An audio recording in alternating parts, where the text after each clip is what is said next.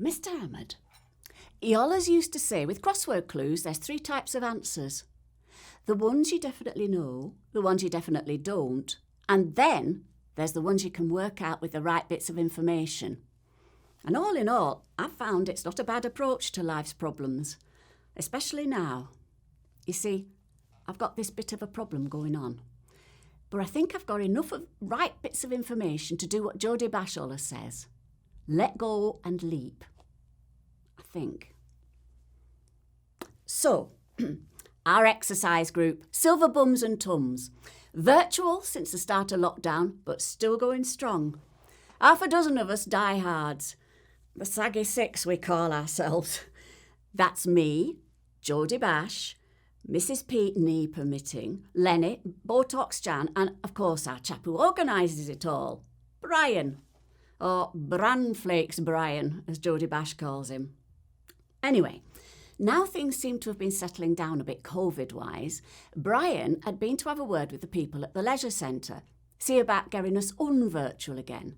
Because there's the Brownlees gym, great big barn of a place, space enough for all the social distancing you could want.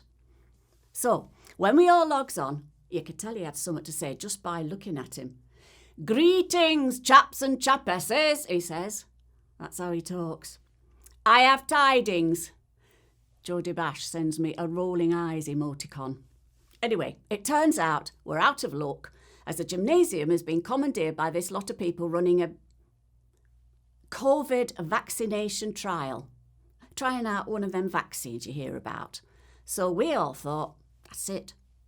But it wasn't. Not by a long chalk. You see, it turns out he's got talking to the people running this trial. Helps them guide their van into the parking space. And he's found out all about this trial and how they need folks to volunteer.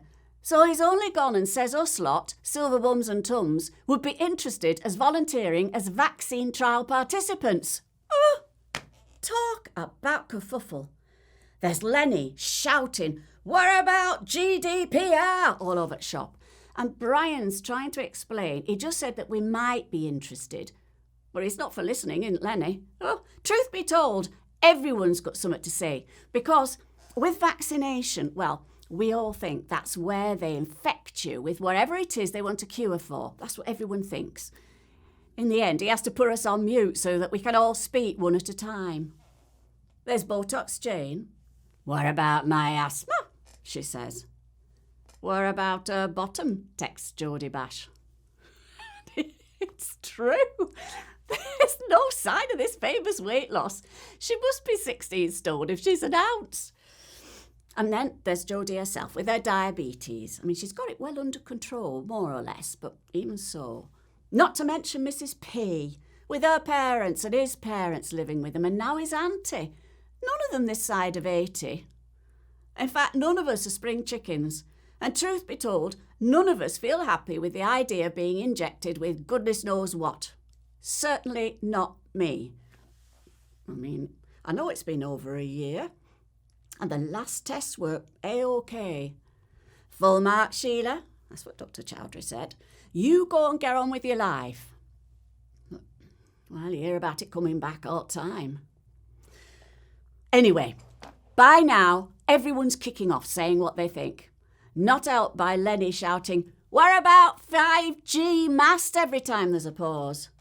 So then, Bran Flakes Brian goes into the full, "I was a parish councillor for 32 years mode. The group, he says, need to step up to the plate, like we did over the new drinks machine. Didn't we realise it's a matter of life and death? Big mistake. Jodie Bash sends over one of her throwing up emoticons, but I know where she's coming from. A matter of life and death. Because the truth is, at our age, pretty much everything is a matter of life and death. Decaf tea, Pilates, avoiding Lidl on a Saturday. It's all more or less about staying on the perch. And despite Bramflate's Brian telling us it's all perfectly safe, it's much, much safer to sit still. Especially when you've been through what I've been through. It's like Jodie Bash says later, let some other buggers stick their head over the parapet. But Well, sitting here thinking, my mind keeps going back to something that Mr. Hammond used to say when we were sat there on ward, side by side doing our puzzles. Don't be the unsolved problem, he'd say. Be the one finding the answer. Hours we'd be sat there, him and me on that chemo ward, drips in our arms, sharing the flask of hot chocolate I'd bring in for us. Him with his Daily Telegraph general knowledge, me with my Bella puzzle page. Mrs. Sheila, he used to call me. Not that we ever said that much, but seeing him sat there on ward, it always used to bring a smile to my face. I didn't even know he'd died. Not at first. I mean, why would I? It's not as if we were related, and back then in the first wave, everything was all over at shop anyhow. It was Mrs. P who told me. She knew someone who knew someone, that sort of thing. I know I couldn't have gone to the funeral, even if they were allowing people. And sometimes I catch myself wondering, was he on his own? Was he scared? I'll never know. One of the things I definitely don't know. But there's things I can definitely find out, and have found out thanks to the internet. Like, you don't get COVID from whatever it is they're injecting you with for these trials. Like, it doesn't matter if you're diabetic or asthmatic or the wrong side of 16 stone, because those are exactly the sort of people they need to make sure the vaccine works on. Even the Lennies and their conspiracy theories.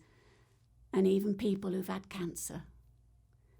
And they need people like me to put their head above the parapet. So, that's what I'm going to do. I don't know everything, of course I don't. No one does.